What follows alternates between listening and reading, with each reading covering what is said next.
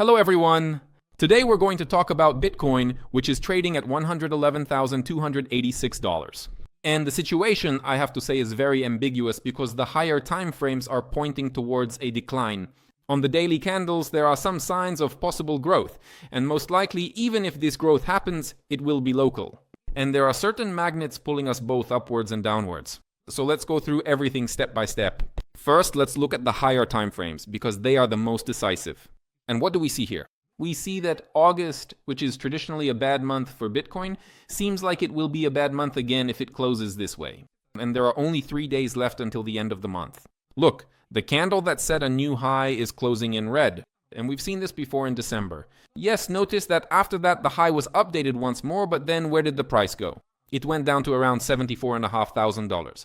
So if we take this as a basis, that was 109, 108.5. In other words, from 108 it dropped to 74.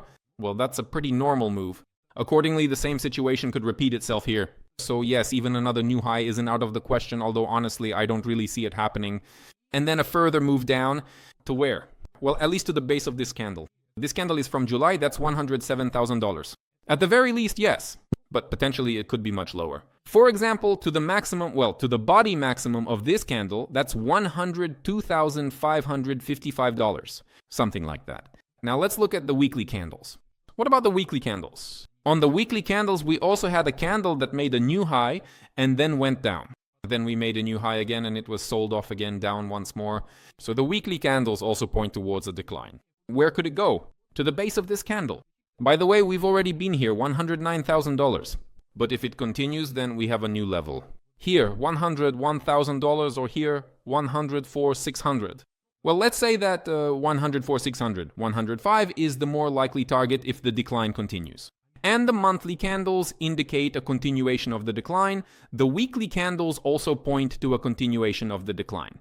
Take note, well, yes, I'm not drawing the levels here because I have my own markup. I don't want it to overlap here, or to have to delete it, or for it to intersect with the new one we'll be adding. Here's my markup. There's a lot going on here. But at the moment, we're interested in a few specific things. Well, first, let's remove the markup. Look, on the daily candles, we first broke through.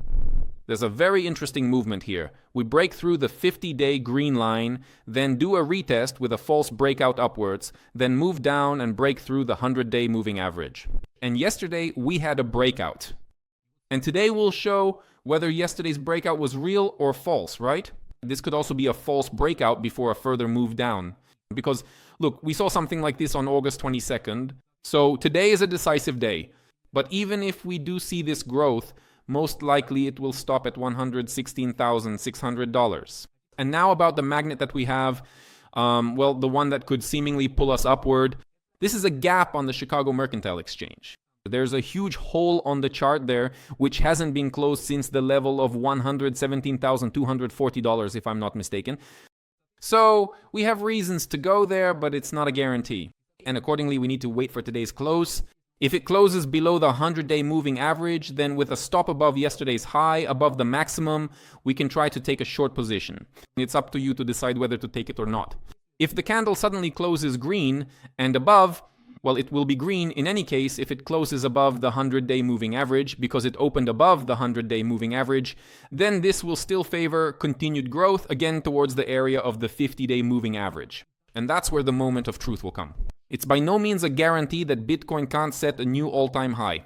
Of course it can, we just saw that. But overall, the situation on the higher time frames isn't very favorable for growth. Now let's take a look at one more thing. Here I have some kind of blue line. Here it goes. Let me highlight it so it might be a bit clearer for you. Here it goes. We've touched it. What is this line? It's the boundary of some grand large channel. Why grand?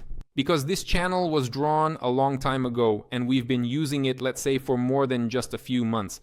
The most interesting thing is that this channel was drawn based on points in November, then in November and December of 2024. So I drew the channel, then I duplicated it downward, and now the price has stopped exactly at the boundary of this channel. Accordingly, if it holds, then we have a chance that the price will go, for example, here. This is the area of $128,000. Or, as we've already said, at least to the middle of the channel, which is around $117,000, and again, the lower zone of this trading range of ours. But if it doesn't hold, what target levels could there be? Well, first of all, here's a very important level. Here it is. You could circle it 1,000 times. This is the level of the December 2024 high, when we saw, well, not us, but Bitcoin showed a new all-time high of 108,353, and from there the decline began.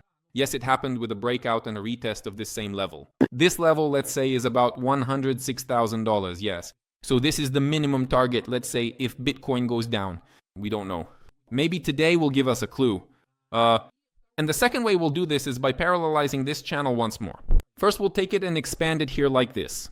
If we go really far, then it's somewhere, well, let's assume that, for example, Bitcoin starts to fall, and it will come somewhere around here. That's $87,000. But there's also a midpoint in this channel, somewhere around here, and it lands at $97,500 to $98,000. So for Bitcoin, yes, there are two options. Either it goes to $117,000 now, or it heads toward the $97,000 area, which also can't be ruled out. The higher time frames are pointing toward a decline. Let's watch closely where today's daily candle closes, how it closes, and where the current weekly candle closes, and then draw our conclusions. On that note, I think we'll wrap up here. Subscribe and leave your comments. See you next time. Goodbye.